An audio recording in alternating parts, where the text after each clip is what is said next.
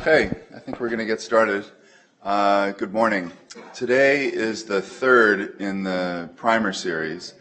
We had one talk focused on complex trait genetics, one talk focused on Mendelian genetics.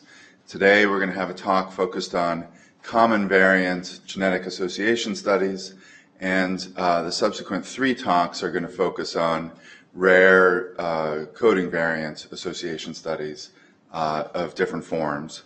So this will be the only session dedicated to genome-wide association studies, a tool that has been widely used in the past 10 years and quite foundational for much of the work that many folks are doing. Gina did her PhD work at Boston University, did a postdoc at the Broad Institute and Mass General, and is now assistant professor in the Department of Biostatistics at Boston University, an affiliate of the Broad Institute, and today talking about genome-wide association study design and interpretation. And thanks very much, Gina. Thanks, Chris.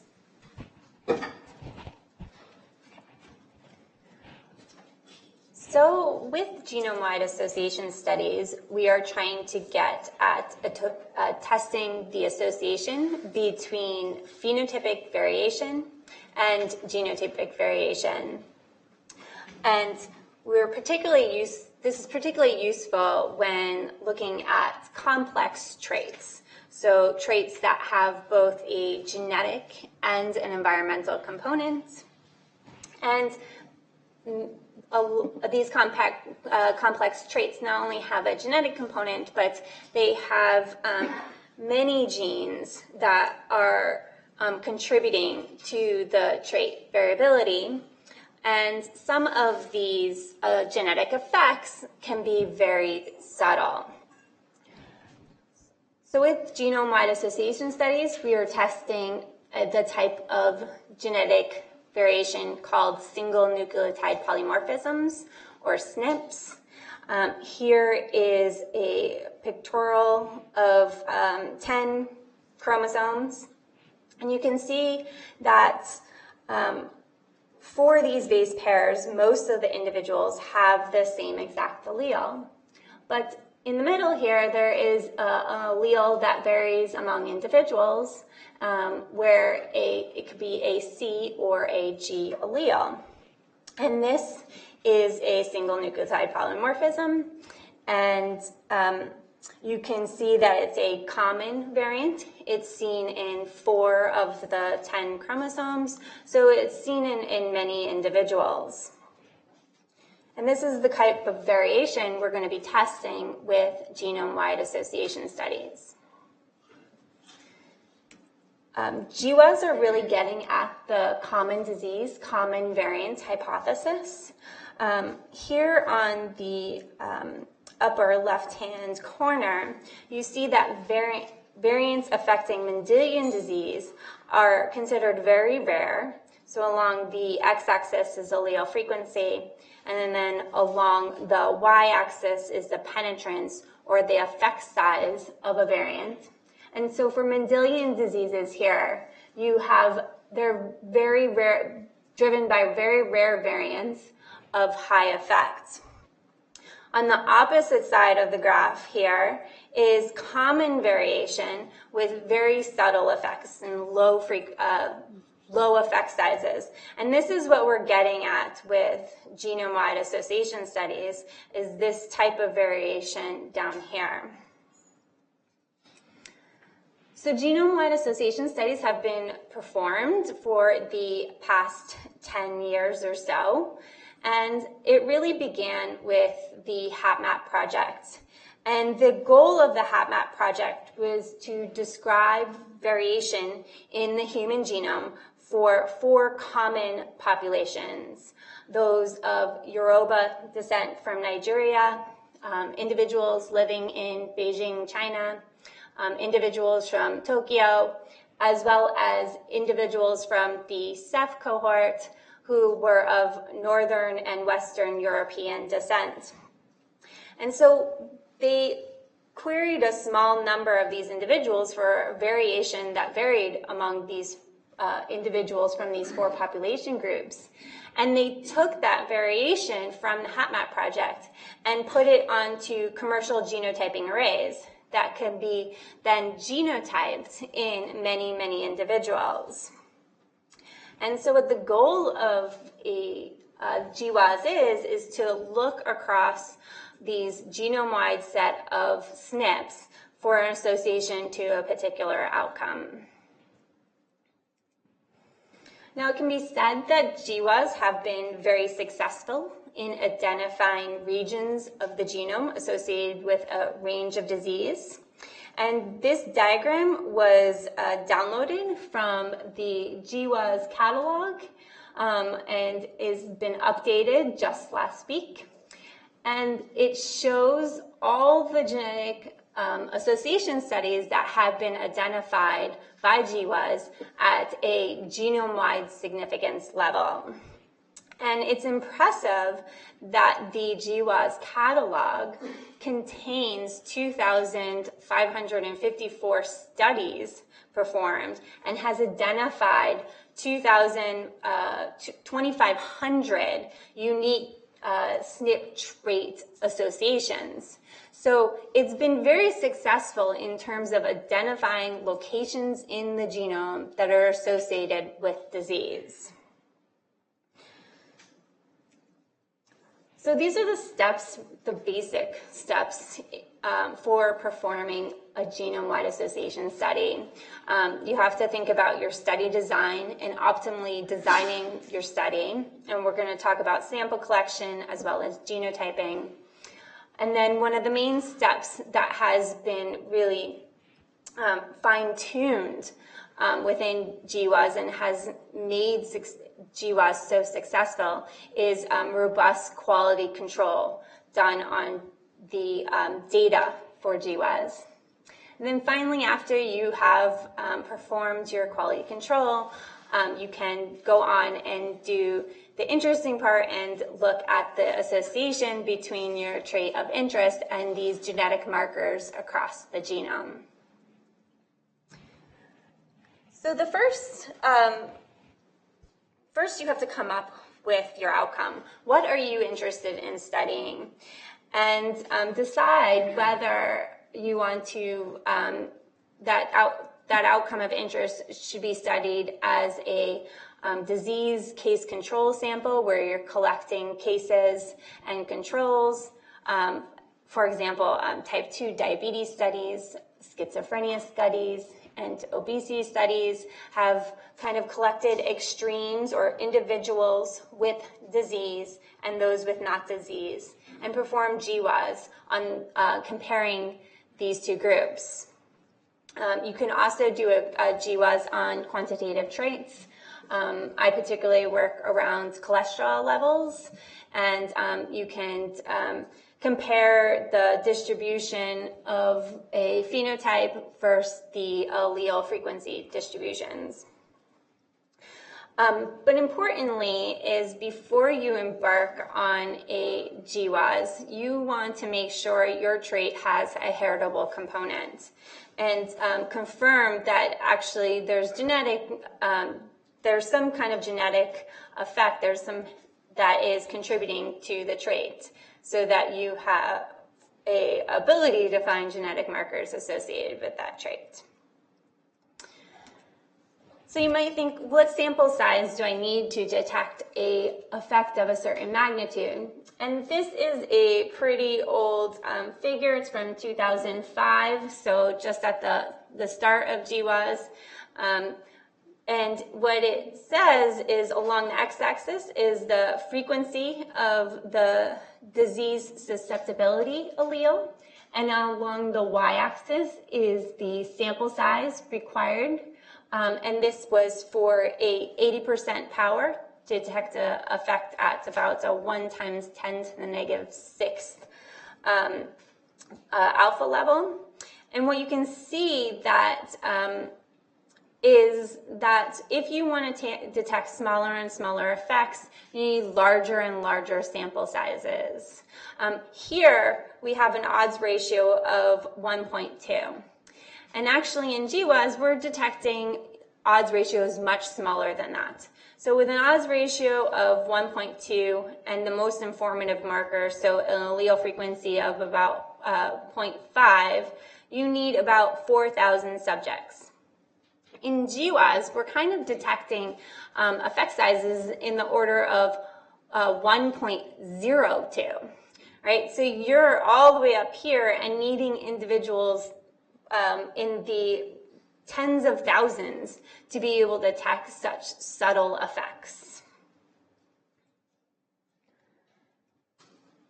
So what sample size you need kind of will determine a route you're going to use for performing genome-wide association studies. So there's two kind of routes you can take for doing this. You can do a single study analysis where you've collected both the phenotype of interest and you've done a genotyping array and you analyze it in-house. And these are really great when you have large effects, you're looking for large effects, and you have unique phenotypes that are not traditionally collected on many individuals. However, power is limited in these studies because there's only so many subjects that you can collect within a single study. So a common method, and what's been traditionally done over the last 10 years for common traits or is multi-study or meta-analyses of studies contributing to the same results. And this is great when you have commonly collected phenotypes. This will give you a larger sample size and therefore more power to detect subtler effects of the genotypes.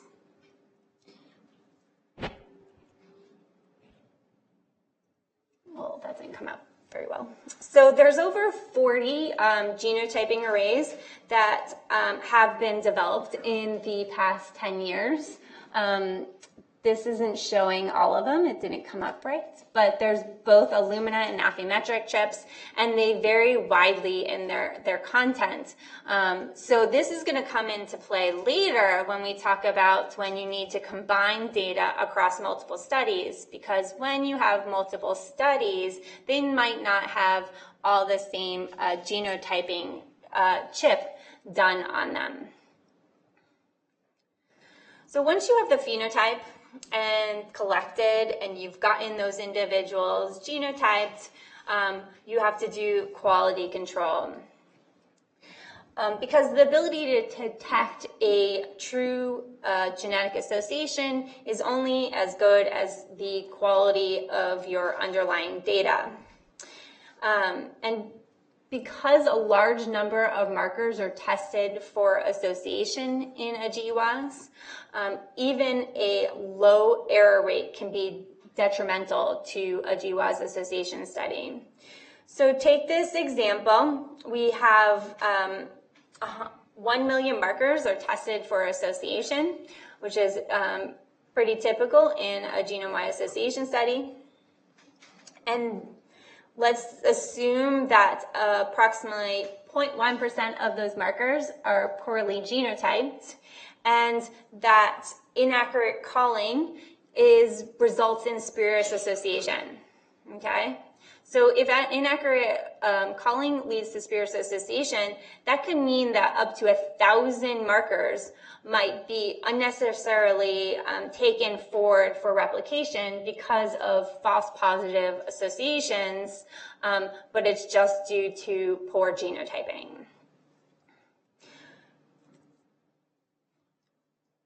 So quality control steps are essential in analyzing genetic data. And they are taken to remove both individuals and markers with high error rates.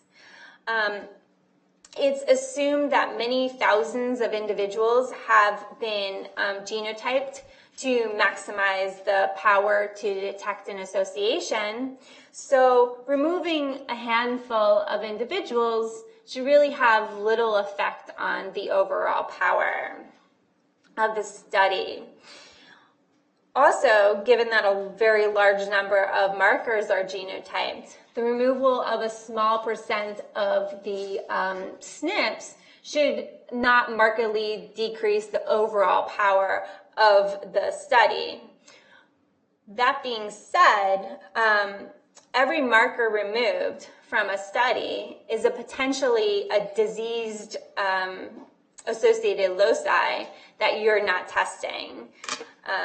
So removing a marker may be potentially more, have more of an impact than removing one individual. Of course, we're going to talk about genotype imputation, where we might be able to recover these markers back. Okay, so here are some standard QC metrics that are done in genome-wide association studies. You have both sample QC and SNP QC. In sample QC, we look for high missingness rates, deviations from heterozygosity, which can indicate some contamination, gender checks to make sure we have the right individuals, duplicates, cryptic relatedness, unexpected relatedness, and that depends on our study design, whether we have family information or not. If we do have families within the data set, we can look at Mendelian errors and see if there is a problem that could indicate that we have the wrong individual. And then we usually exclude population outliers. For SNP QC, we look at missingness, deviations from Hardy-Weinberg equilibrium, and that's because it might be a problem with the genotyping that's causing those deviations from Hardy-Weinberg. If you have a case control study, you can look at the differential missingness between cases and controls, and then SNPs with a high number of Mendelian errors could indicate that there's a problem with genotyping that SNP. Now, QC is usually done on individuals first, and then on markers.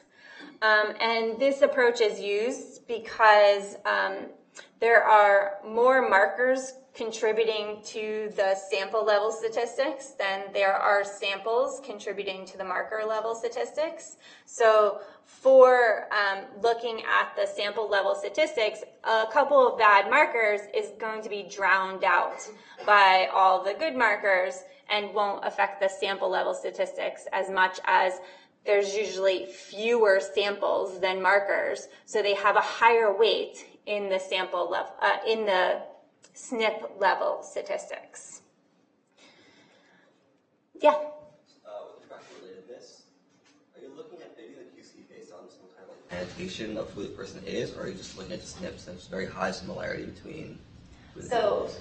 The question is when we look at relatedness, do we have information about the related, how the subjects are related? And yes, you want to look at both.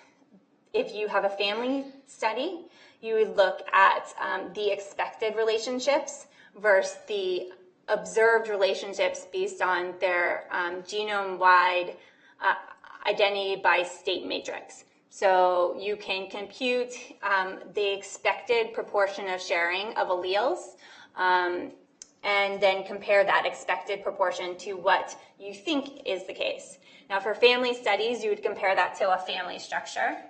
But for if you think you have a set of unrelated subjects, you would expect those IBS matrix estimates and the proportion of sharing between individuals to be relatively low.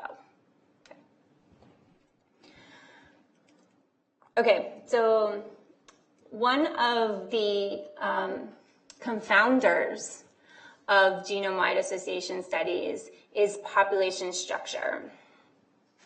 And population structure occurs when there's subgroups within your data that differ with respect to trait distributions as well as marker frequencies. And this can cause spurious association results. And population structure is one of the few confounders in genetic association studies. And that's not to say you shouldn't be adjusting for covariates in your tests for association. You still want to adjust for covariates because they increase the precision of your outcome. But population structure really causes a confounding effect that needs to be adjusted for. Luckily, there are techniques for adjusting for this effect. You can use a well-matched design, making sure you're selecting individuals from the same regions, and so there are less of a concern. But even within samples that of European ancestry, there is observed population structure.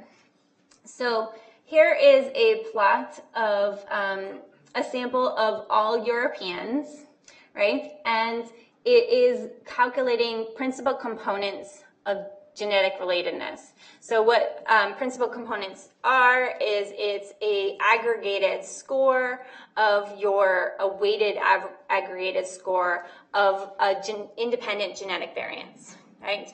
And you can calculate them. And you get this plot when you plot principal component 1 versus principal component 2. And here you can see that I've labeled individuals by being Italian or no Italian.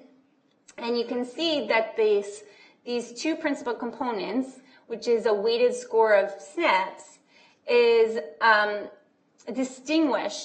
distinguishing being Italian or not Italian. So while this sample is all Europeans, there's subtle differences that can be detected, and these can cause spurious associations. So you can use these principal components just as covariates within a statistical model. Question? Why is the inflection bias factor or inflection bias, genomic inflation bias larger than 1.05 indicate the existence of population stratification? So because there is so the question is if you have a genomic lambda statistic, which we'll talk about briefly in a little bit, greater than 1.05, why does that indicate population stratification? And that is saying, and having a lambda statistic greater than 1.05 doesn't necessarily indicate there is population structure, but it could indicate there's population structure. So it could because there's lots of markers showing this spurious association and drawing that when we talk about QQ plots, it could draw the association off the line if there's many, many markers that are affected by population structure. The last way that you can control for population structure, and one of the ways that is more routinely done in today's GWAS, is using mixed models with kinship relationship matrices, so matrix of IBS sharing among individuals to be able to get at subtle differences in between individuals. So using a mixed model is a third way to control for population structure. So here are some resources for best practices on a QC of genome-wide association studies, and provides a lot more detail in these resources about what QC thresholds should be used. So I alluded to that we can improve power by increasing sample size by combining studies from multiple different cohorts and combining them together to increase our power. The problem with this is that different studies have used different commercial chips with different sets of SNPs for their genotyping. And we can take the set of common SNPs and analyze the set of common SNPs that are on each of the genotyping arrays, but that set of common SNPs across platforms is really restrictive. So this brings us to imputation. And what imputation does is it fills in the genotypes or the SNPs based on LD and haplotypes to get a fuller range of SNPs in your study. So take, for example, we have this reference sample that has been genotyped on many SNPs, right?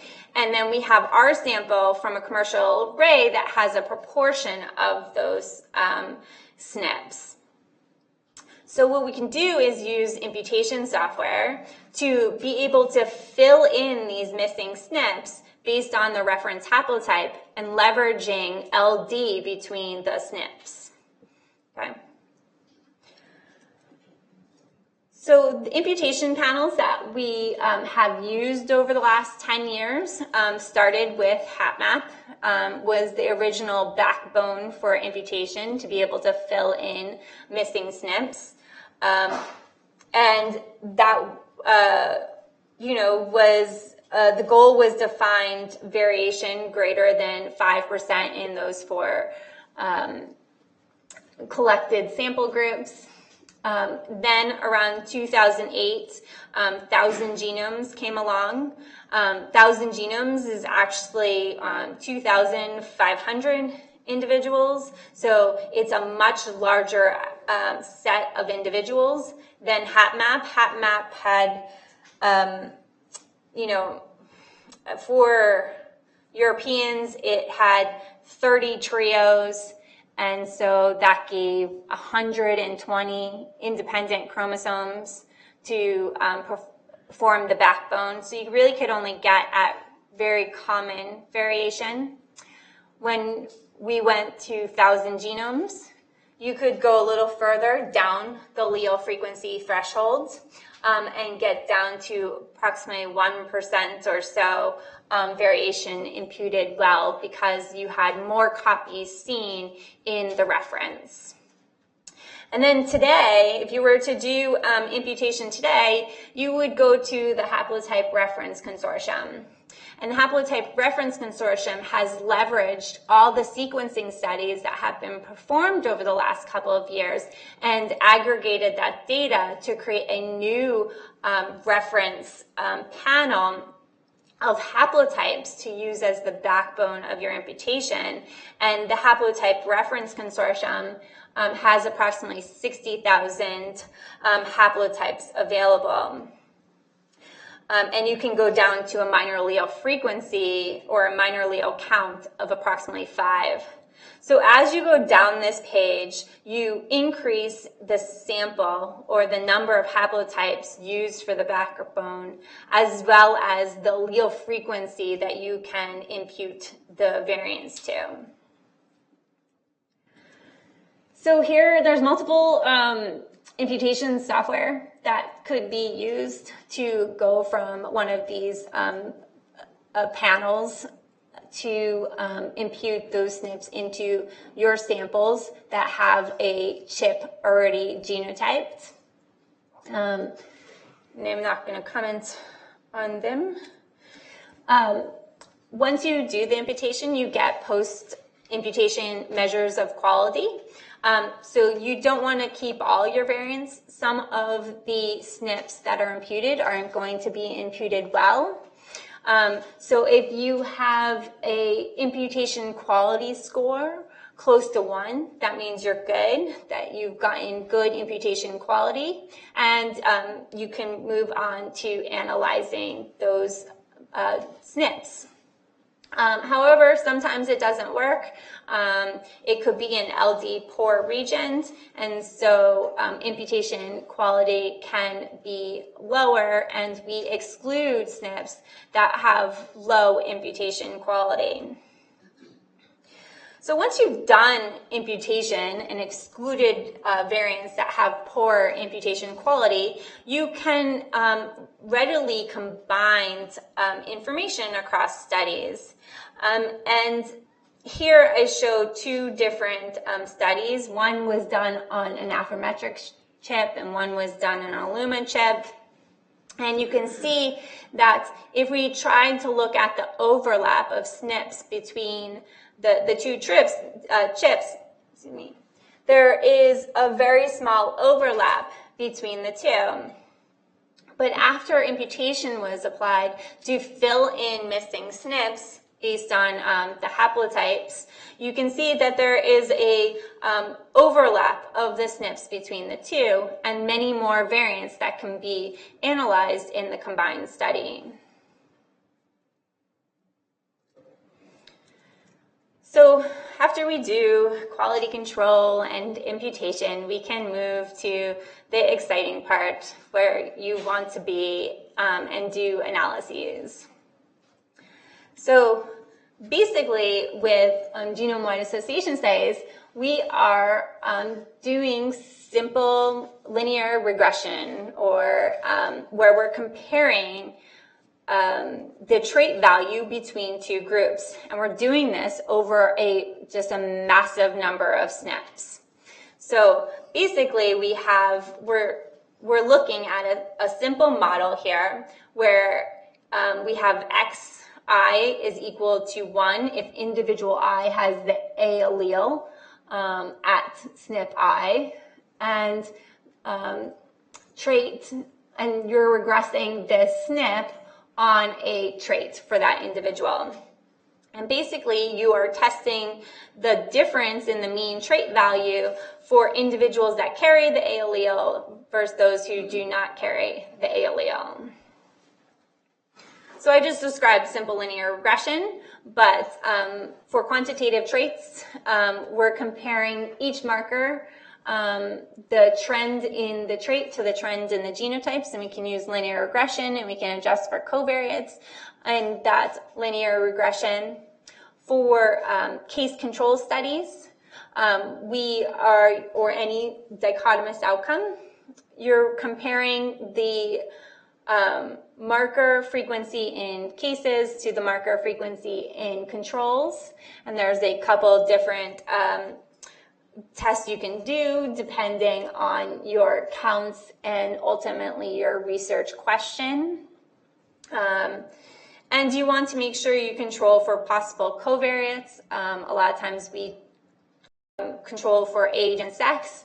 And the controlling for covariates, it's a covariate, not a confounder, is to increase precision of your outcome. Whereas we want to control for population structure using principal components analysis because it is a confounder of association.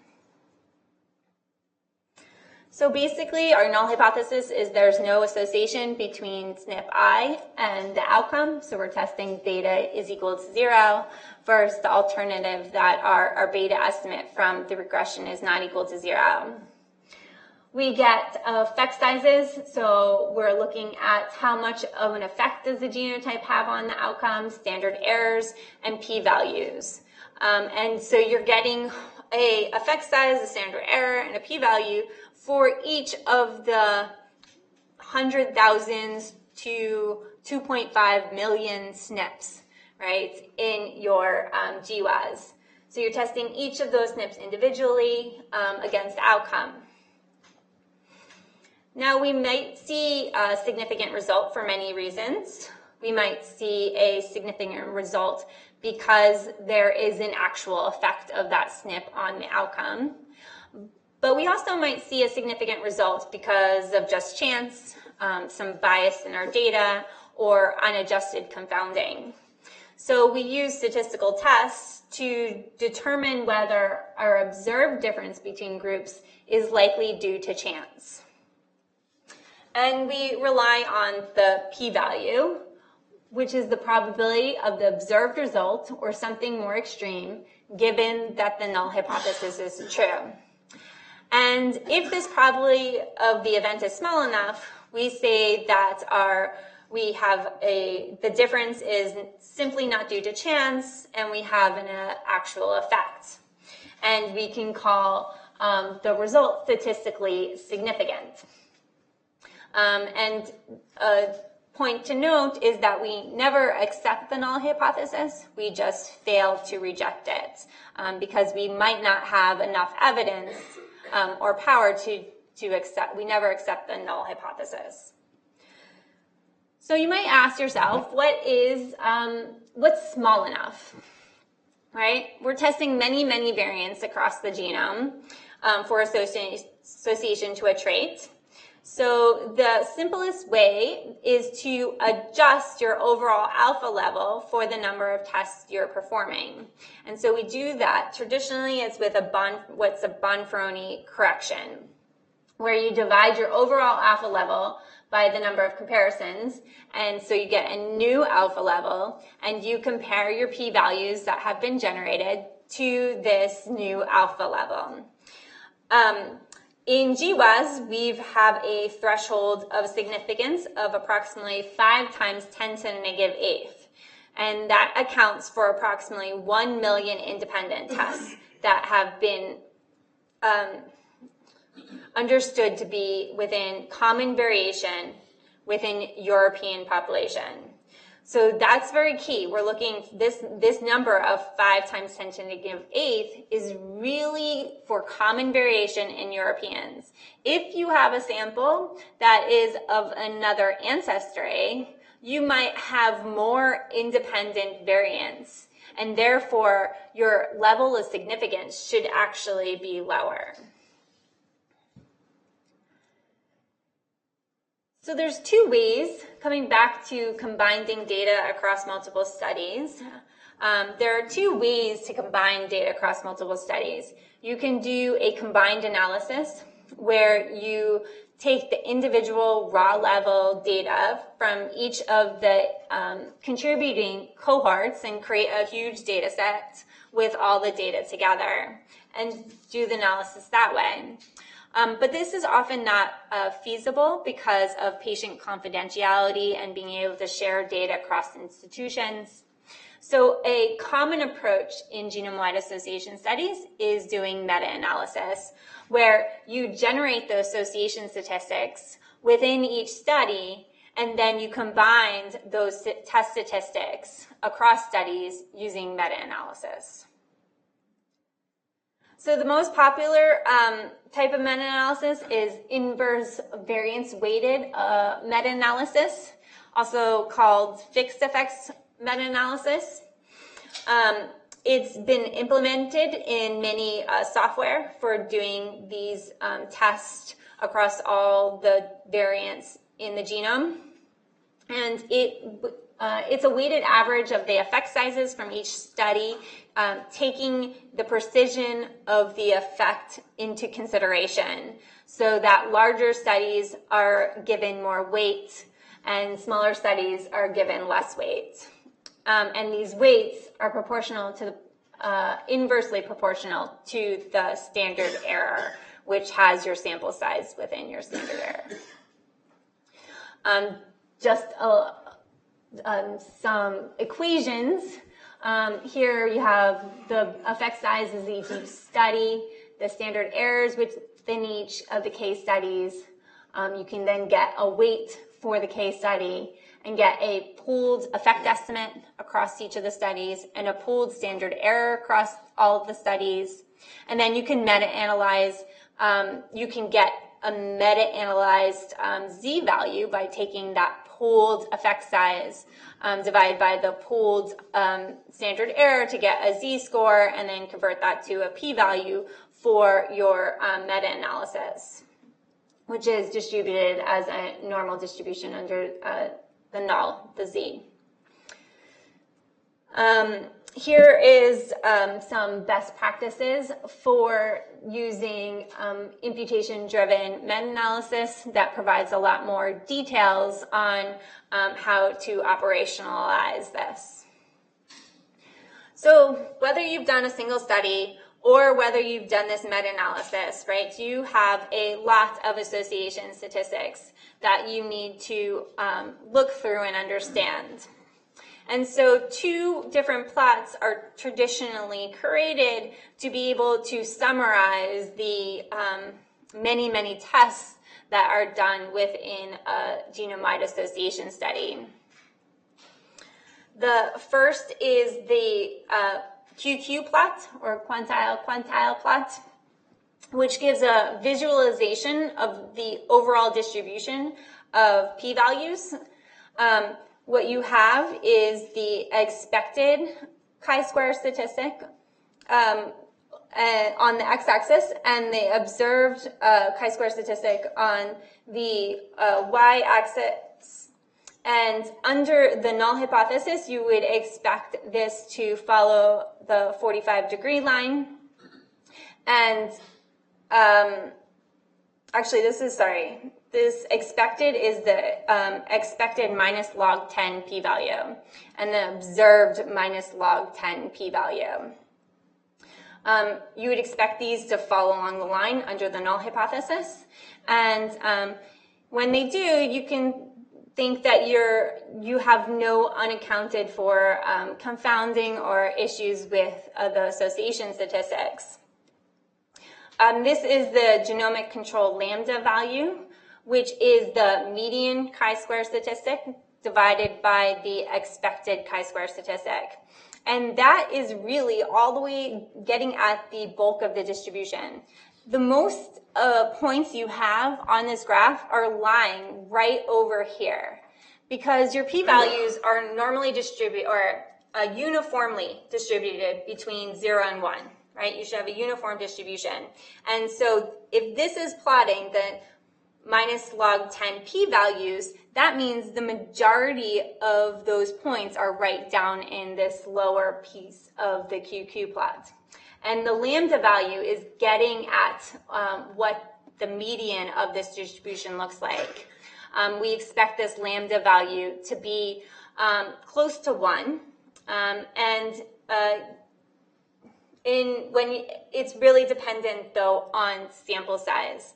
As you get more samples, you're more likely to have a larger lambda value. Yeah? Why in that previous slide, why do the points ever dip below the diagonal? So the question is why in this QQ plot do the points dip below the diagonal? Here, it's just random noise. So you can see I drew a confidence interval around that 45-degree line, and they all are pretty much within that confidence interval. And so it is probably just noise, a random that is dipping below. It could be also that we're not powered enough for the association study. So a lot of early rare variance association tests have seen, the 45-degree line below have seen the observed distribution below the 45-degree line, and that's just because they're not powered enough to detect association. Is that why there are more points below the diagonal, or? Well, this is just simulated data, so I'm saying it's random noise. The question was why here was there more points below the diagonal, and this was a simulated trait, so just random. It also says bulk of distribution is below parts of the graph. Right, so that is right here is the bulk of the distribution. Yeah, is down here because most of the uniform distribution of our p-values. Question? So a question about earlier. I think you said you can get a p-value from the z-score if you assume that the z-score is normally distributed. Is that correct? Yes, so when you, the z-score will be normally distributed. So the question is we're... Is that in the limit of many studies, or is that even if you have a small number of studies? So the question is is the z-score always normally distributed in a GWAS? And if we are adequately done our study, it should be normally distributed. You might not have the power to detect very significant effects. The z of beta over the standard error is going to be normally distributed for a standard normal.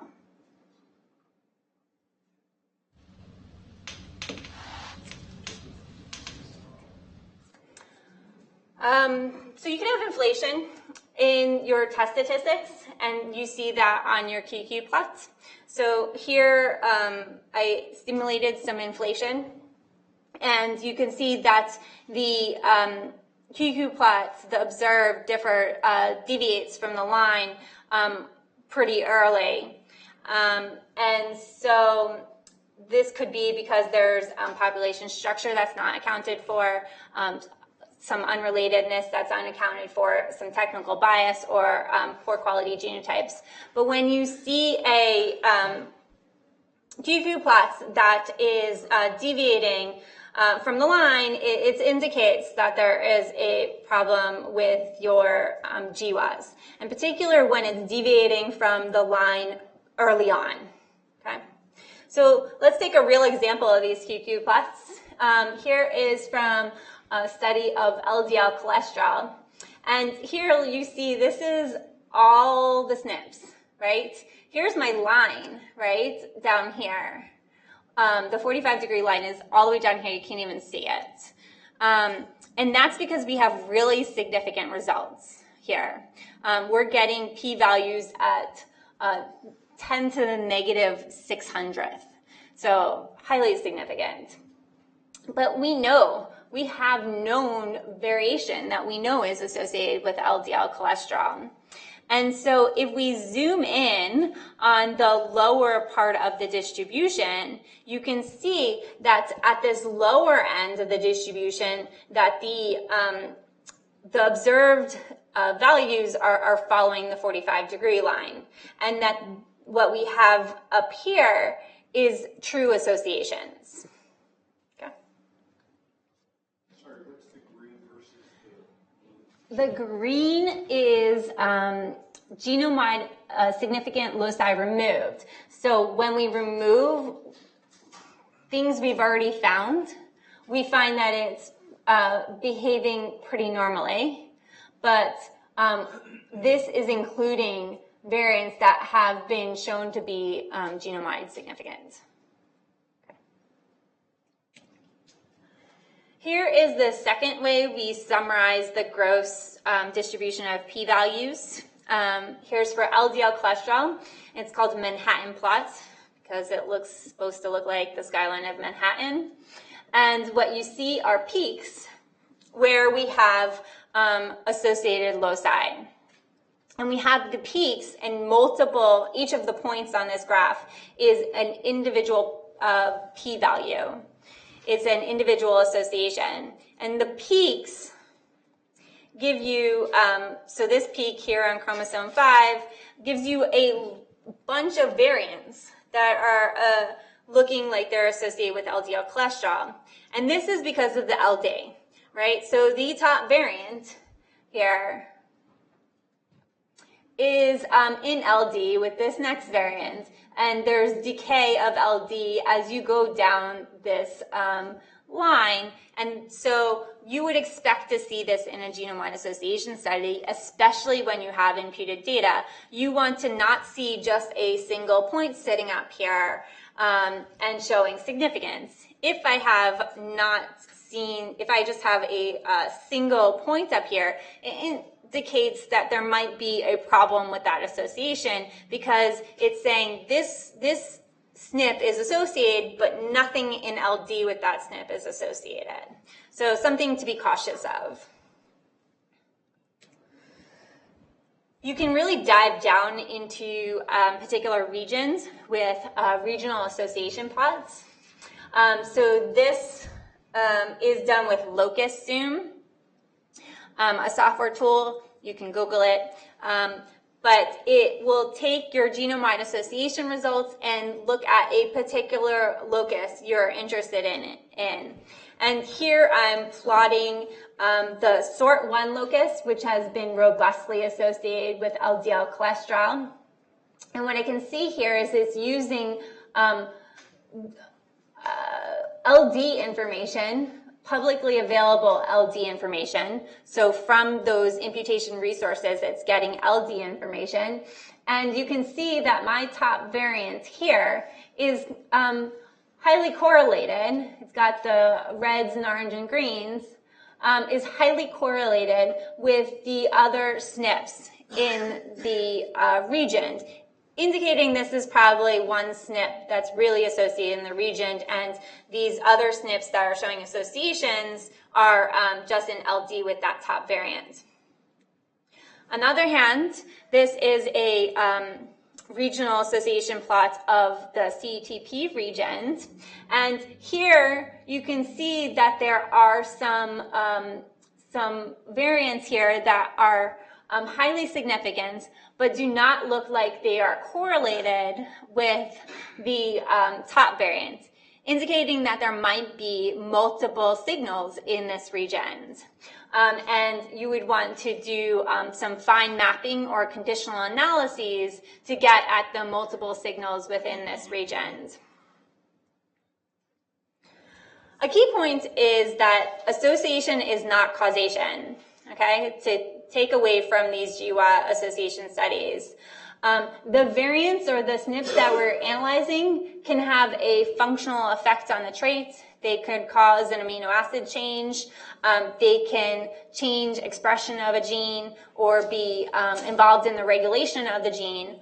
But they could also, they can also be in LD with a functional variant. So we're getting at, with GWAS, you're really getting at different regions of the genome, loci that are associated with disease, and not particular variants that are causal for disease. So there are many tools to perform GWAS, a lot of them developed by individuals at the Broad and Broad affiliates, particularly Plink and Eigensoft. As well as METAL has been developed for meta-analysis by the Abacus group, and as well as locus zoom, and those were the plots I was showing for the regional association plots. So after you've done your GWAS, there's a lot more that can be done. So you shouldn't think of GWAS as just getting a new set of significant loci associated to your trait. You want to start thinking about secondary analyses that you can use and gain further information with using genome-wide association studies. And so you could do try risk prediction. Can you use a score of genetic variants that have been shown to be associated with your outcome to predict disease? So can we use genetics and GWAS to predict disease? Pathway analyses, are the associated loci linked to a particular biological pathway? Can we learn new etiology about the disease based on the associations we're finding in GWAS? We can also do Mendelian randomization, where we leverage genetic markers to get at causality of biomarkers.